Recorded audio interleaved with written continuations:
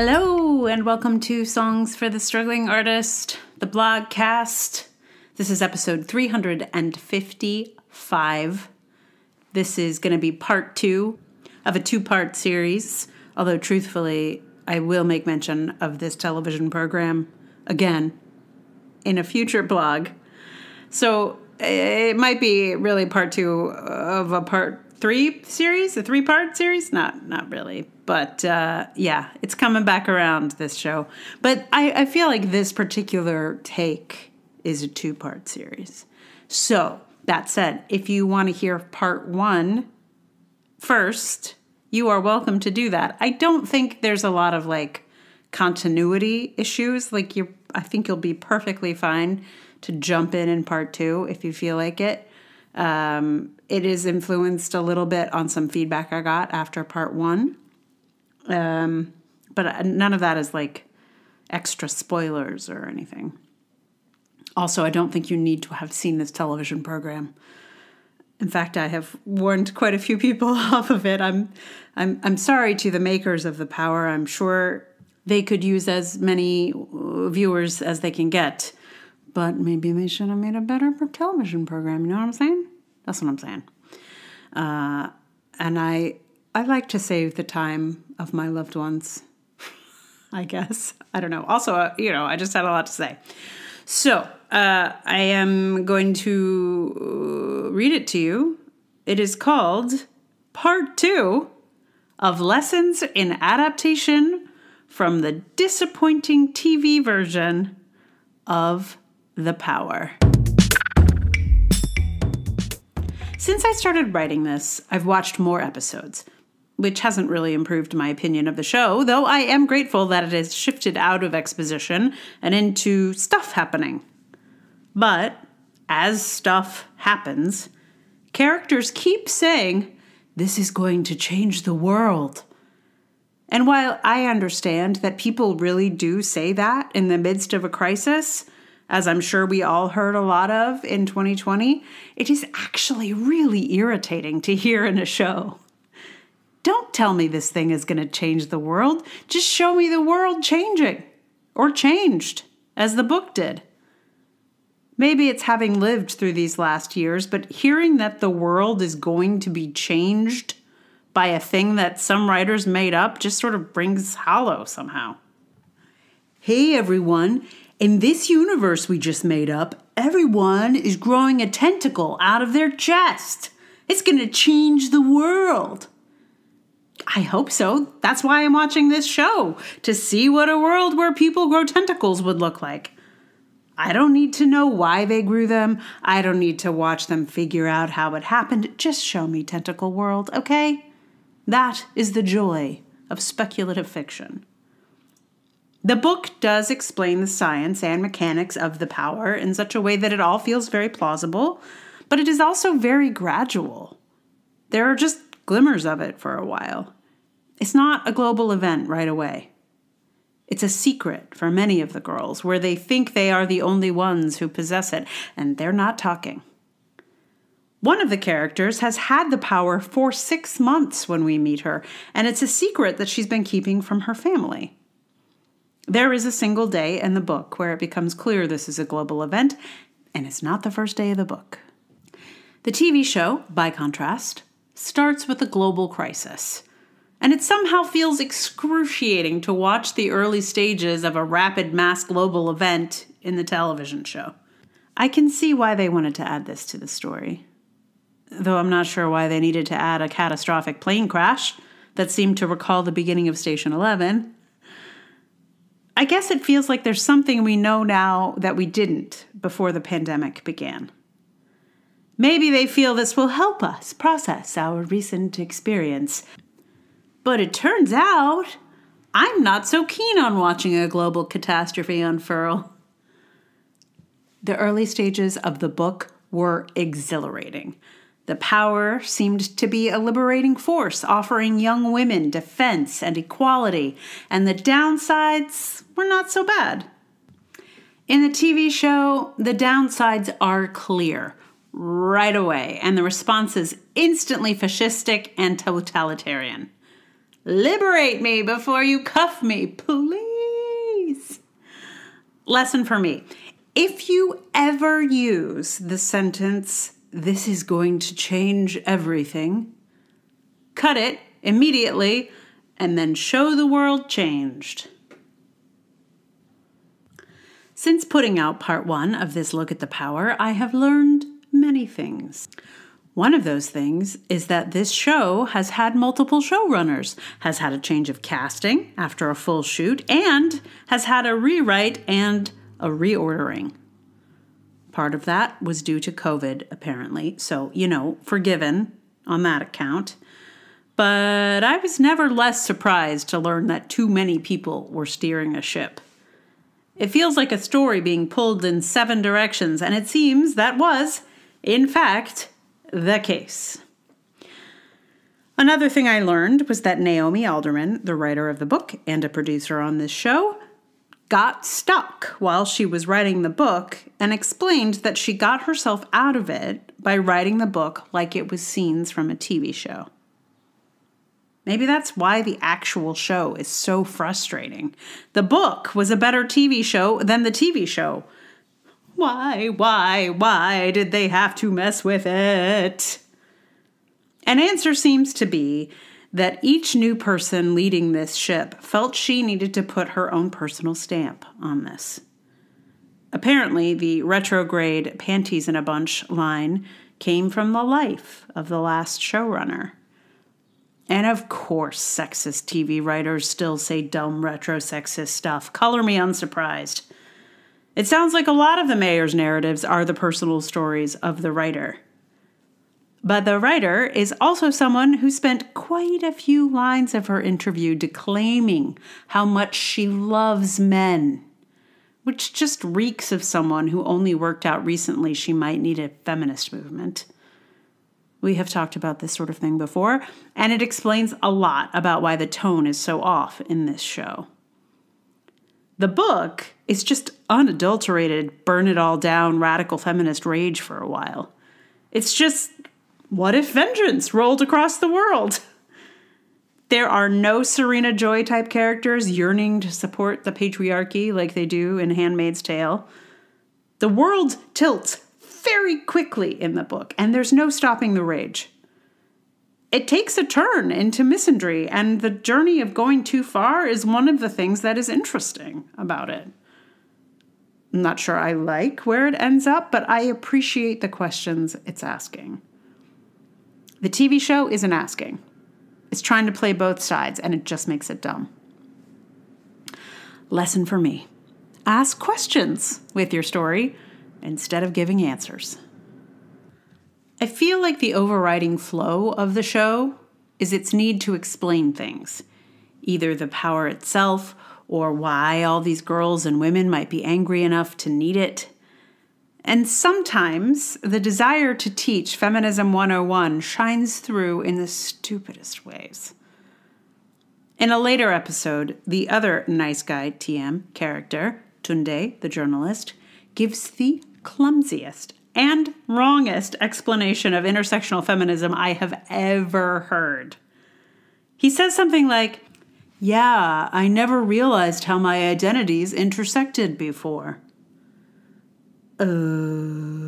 First of all, this character has all the privileges but one. And so it would be hard to call this an intersectional character. And second of all, this is not how people talk, especially not about intersectionality.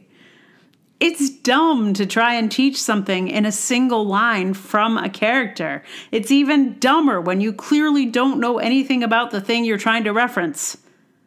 I feel like this show has been made for people who just don't get it. To teach or show them the reason the rest of us read this book and thought, I'd be interested in having this power, actually, even with all the downsides. And so in the end, in trying to serve everyone, it serves nobody. And you could reasonably say to me, hey, TV is a medium for the masses. A certain level of appealing to more than the 20 people who already get you might be in order. But the problem with that is, if that process kills the spirit of the work, it runs the risk of appealing to no one and wins you no new converts.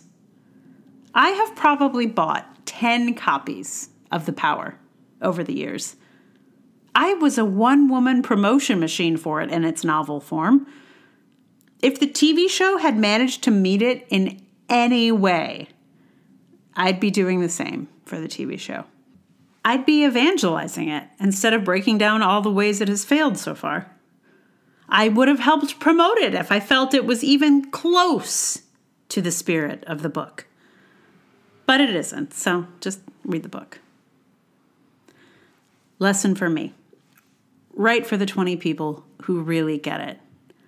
The others will have to catch up on their own. If you write for those others, you may imperil the essential nugget of your work. Maybe this show will get better as it goes along. I doubt it, but it's possible. There are excellent actors in it. The source material is good. The international storylines are refreshing to see on American TV. I keep watching it, even though it's driving me crazy. I don't think the show is a lost cause. I just want it to be better. It could have been amazing. It should have been amazing. It should have been electrifying.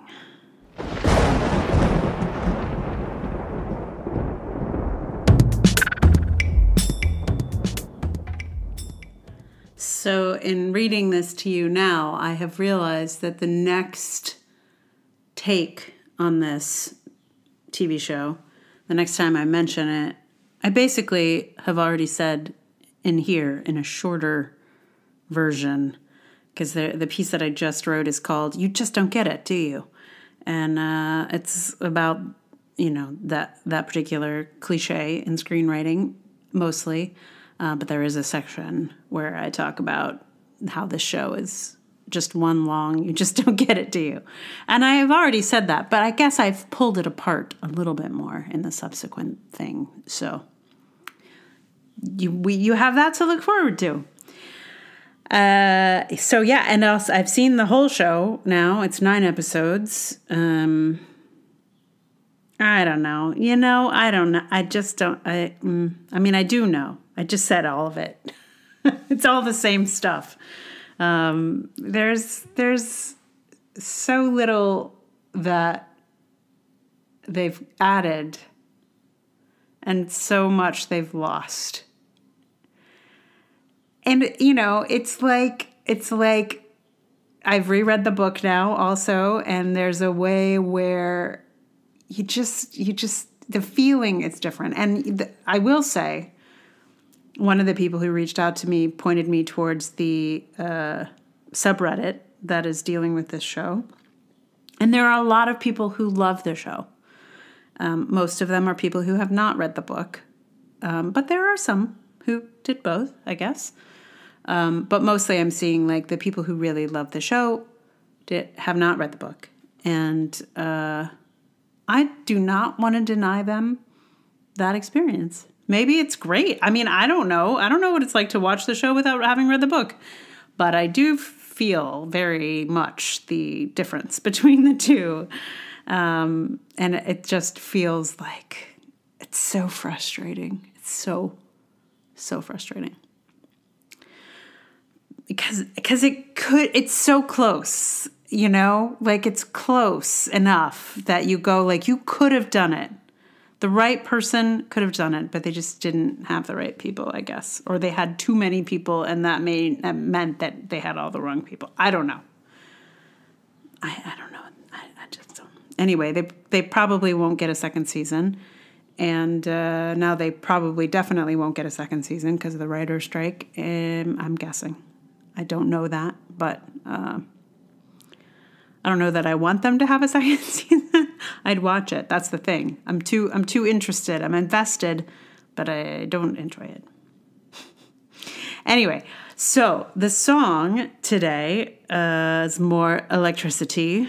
And I have learned for you, lovely people, Electric Youth by Debbie Gibson. And I will confess to you, in my youth, I hated Debbie Gibson. I really had no interest in her or respect. I suspect I was just like a little too old for her demographic. I think by like a year or two, she's just not cool, and I was kind of interested in cool stuff.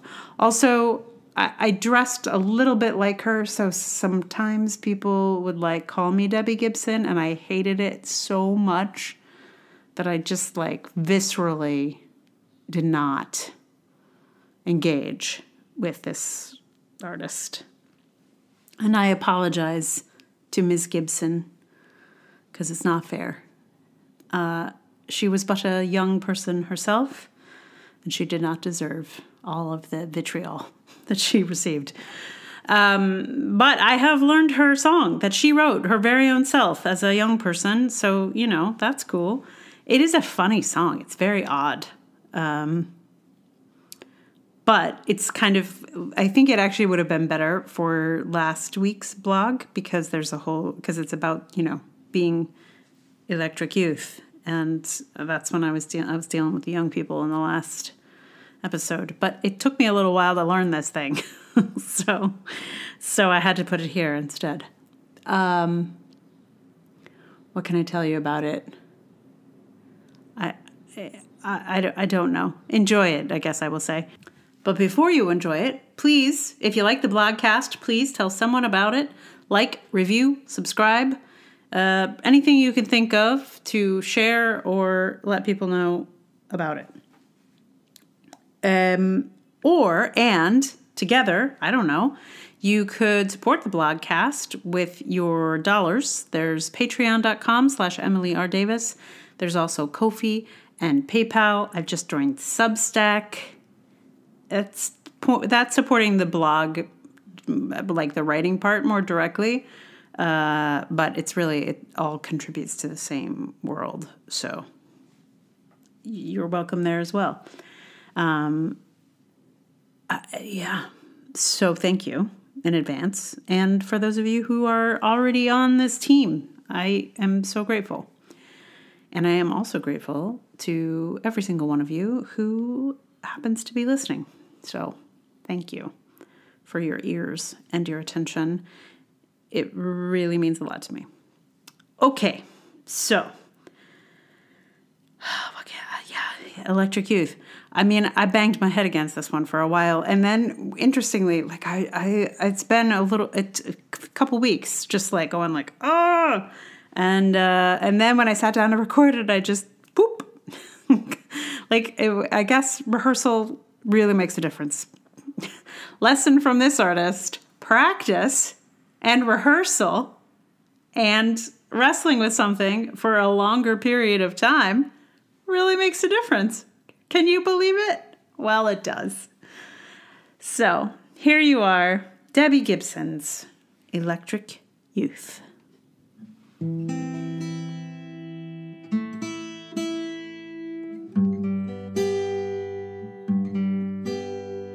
Zapping it to you. The pressure's everywhere. Going right through you. The fever's in the air. Oh yeah, it's there. Don't underestimate the power of a lifetime ahead. Electric youth. Now we see the energy coming up, coming on strong. The future only belongs to the future itself, and the future is electric youth. It's true, you can't fight it, live by it, the next generation. It's electric. We've got the most time to make the world go round. Oh, can you spare a dime? Place your bet on our sound. Come back potential mastermind. Remember when you were young, electric youth. Now we see the energy coming up, coming on strong. The future only belongs in the hands of itself, and the future is electric youth. It's true, you can't fight it. Live by it, the next generation. It's electrifying. We do what comes naturally. You see now, wait for the possibility. Don't you see a strong resemblance to yourself? Don't you think what we say is important? Whatever it may be, the fun is gonna start with me, and I'm bringing it back. Electric youth. Now we see the energy coming up, coming on strong. The future only belongs to the future itself, and the future is electric youth. It's true, you can't fight it. Live by it, the next generation. It's electric. It's electric. It's electric.